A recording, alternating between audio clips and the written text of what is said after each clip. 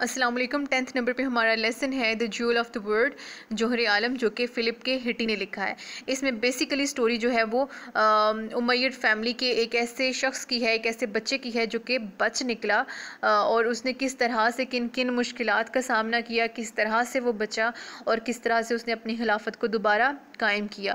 تو یہ غالباً اس کو سٹارٹ کرتے ہوئے اپنی پیراگراف میں ہی ہمیں بتایا گیا ہے کہ یہ غالباً 750 کا ذکر ہے، جب دمشق میں بنو عباس جو ہیں انہوں نے بنو امیہ کی بادشاہت کا تختہ الٹ دیا، اور وہاں پہ انہوں نے کیا کیا کہ اپنی حکومت قائم کی، اور نہ صرف حکومت قائم کی بلکہ وہ جو شکست کھائی ہوئی فیملی تھی جو امیرز تھے، ان کو، اس کے ایک ایک فرد کو انہوں نے بے رحمی سے قتل کر دیا۔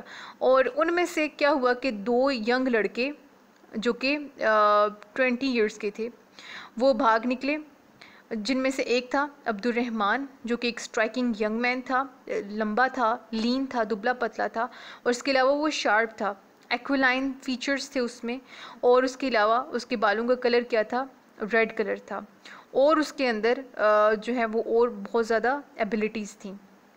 اور یہ وہی شخص ہے جس نے اپنا رستہ اسپین کے لیے بنایا، اور اس کے بعد اس نے ماسٹری کے لیے فائٹ کی، اور وہاں پہ امید ڈائنیسٹی کو قائم کیا، اور جو کہ ایسٹ سے ختم ہو چکی تھی، وہاں پہ اگین جا کے اسپین میں وہاں پہ جا کے دوبارہ سے حکومت کو قائم کیا۔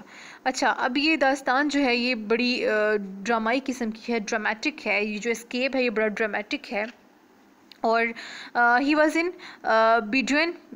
بیڈوین کون ہوتے ہیں؟ بیڈوین کیمپ ان کا کیمپ تھا جو کہ خانہ بدوش ہوتے ہیں یا ایک جگہ سے دوسری جگہ جاتے ہیں، ان کا تھا کیمپ لگا ہوا، اور وہاں پہ بیسیکلی یہ چھپ گئے، اور وہاں پہ کیا ہوا کہ وہ تھا، اور اس کا 13 سال کا 13 ایئرز اولڈ اس کا بھائی تھا، اور یہ کتنے سال کا تھا؟ عبد الرحمن جو تھا وہ 20 سال کا تھا، اور اس کا بھائی جو تھا وہ 13 سال کا تھا۔ تو یہ وہاں پہ جا کے اس کیمپ میں چھپ گئے، لیکن وہاں پہ عباسی جو ہے عباسیوں کے گھڑ سوار جو ہیں وہ کالے جھنڈے لہراتے ہوئے اچانک نمودار جب ہوئے، تو یہ ہوا کہ عبد الرحمن نے دریا میں چھلانگ لگا دی۔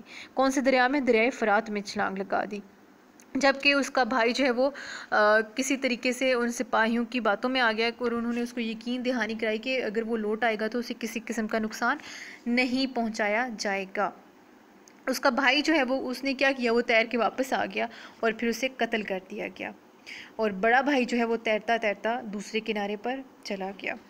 یہ تھی سٹوری، یہ ان کا ڈرامیٹک اسکیپ تھا۔ اب سٹوری کو سٹارٹ کر لیتے ہیں کہ عبد الرحمن کی پرسنالٹی کے بارے میں نے بتایا ہے۔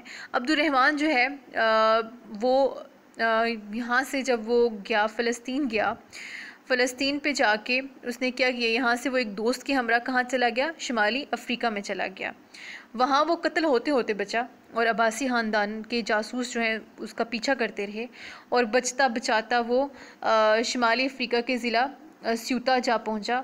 یہاں کے بربر جو ہیں اس کی ماں کے رشتہ دار تھے، وہاں کے رہنے والے جو بربر تھے وہ اس کی ماں کے رشتہ دار تھے، انہوں نے اس کو پناہ دی۔ عبد الرحمن افریقہ چھوڑ کر پھر کہاں چلا گیا؟ ہسپانیہ چلا گیا۔ جنوبی ہسپانیہ میں دمشق کی جو فوج ہے وہ پڑاؤ ڈالے ہوئے تھی، اور شامی سپاہیوں نے عبد الرحمن کو وہاں پہ کیا کیا؟ اپنا لیڈر چن لیا، اور اسے جنوبی ہسپانیہ کا حکمران بنا دیا۔ چند سال بعد عبد الرحمن نے پوری ہسپانیہ پر اپنی حکومت قائم کر لی۔ عباسی خلیفہ نے کیا کیا؟ اسپین میں اپنا گورنر مقرر کیا۔ جب عبد الرحمن کو یہ چیز پتہ چلی تو اس نے اس کا سر قلم کر کے اس وقت کے جو خلیفہ ہے اس کو بطور تحفہ بھیج دیا۔ چند سال بعد عبد الرحمن نے اپنی فوج بنا لی، اور یہ فوج 40,000 بربر نسل کے لوگوں پر مشتمل تھی۔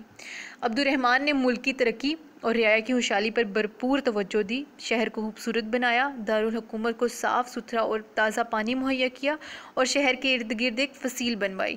عبد الرحمن نے کرتبہ کے باہر اپنے لیے ایک محل بنوایا، اور وہاں پہ ایک بہت بڑا باغ لگوایا، اور اس محل کا نام کیا اس نے رکھا؟ الزہرا، اور یہ تقریباً کوئی 400 کمروں پر مشتمل تھا جہاں اس کے محافظ رہتے تھے۔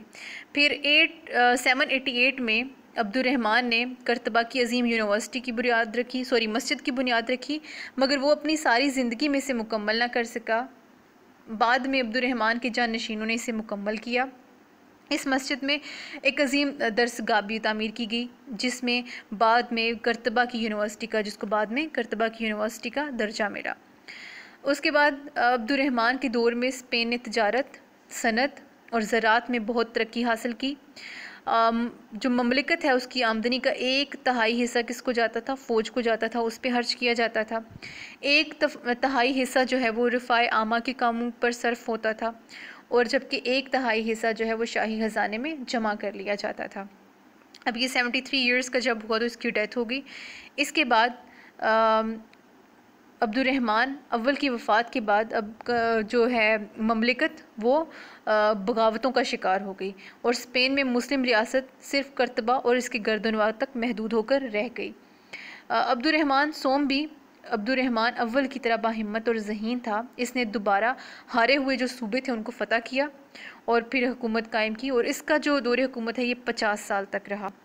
یعنی کہ عبد الرحمن دوم جو ہے وہ کوئی انتہائی نالائق انسان نکلا، اس کی وجہ سے پوری سلطنت جو ہے وہ ڈیوائیڈ ہو گئی، وہاں انتشار پھیل گیا، جبکہ عبد الرحمن سوم جو ہے، تھرڈ عبد الرحمن جو ہے، اس نے آ کے یہ ساری چیزوں کو دوبارہ سے سمیٹا۔ بنو امیہ کے دور حکومت میں قرطبہ میں 13,000 جولاہے تھے۔ چمڑا رگنے کا کام وہاں پہ کیا جاتا تھا، اور اس پر نقش و نگار بنانے کے فنون جو ہیں وہ اسپین سے ہی کہاں پہ لائے گئے؟ مراکش میں پہنچائے گئے۔ اون اور ریشم کی صنعت قائم کی گئی۔ اسپین میں ریشم کے کیڑے پالنے کا کام بھی بنو امیہ کے دور حکومت میں شروع ہوا۔ یہاں شیشے، پیتل اور مٹی کے برتن بھی بنتے تھے۔ قرطبہ میں کتنے 1,13,000 مکانات تھے، اتنے مکانات تھے، اور اس کے علاوہ 70 لائبریریاں تھیں وہاں پہ، مسجدیں تھیں، محلات تھے، اس کے علاوہ گلیاں جو ہیں وہ پختہ تھیں۔ عبد الرحمن سوم کے بعد آنے والے خلیفہ الحاکم نے اسپین میں علم و ادب کو خوب فروغ دیا۔ وہ خود بھی چونکہ ایک عالم تھا، اس لیے اسے وہ علم کا بڑا قدردان تھا۔ اس کی نگرانی میں قرطبہ کی یونیورسٹی شہرت کی بلندیوں کو چھو رہی تھی۔ تو یہ تھا ایک پڑھا لکھا شخص جس نے آ کے کس کو؟ ایجوکیشن کو پروموٹ کیا۔ اس کے علاوہ اس کو الحاکم جو ہے اس کو کتابوں سے بڑا عشق تھا۔ اس نے لائبریریوں میں تقریباً 4 لاکھ کتابیں اس کی لائبریری میں نایاب کتابیں موجود تھیں۔ وہ نہ صرف ان خود کتابیں پڑھتا تھا بلکہ ان میں سے بعض کے خود نوٹس بھی بناتا تھا، اور اس زمانے میں اندلسی ثقافت جو ہے وہ عروج پر پہنچ گئی، اور اسپین کی یہ حالت اس وقت تھی جب یورپ میں صرف چند ایک لوگ پڑھ لکھ سکتے تھے۔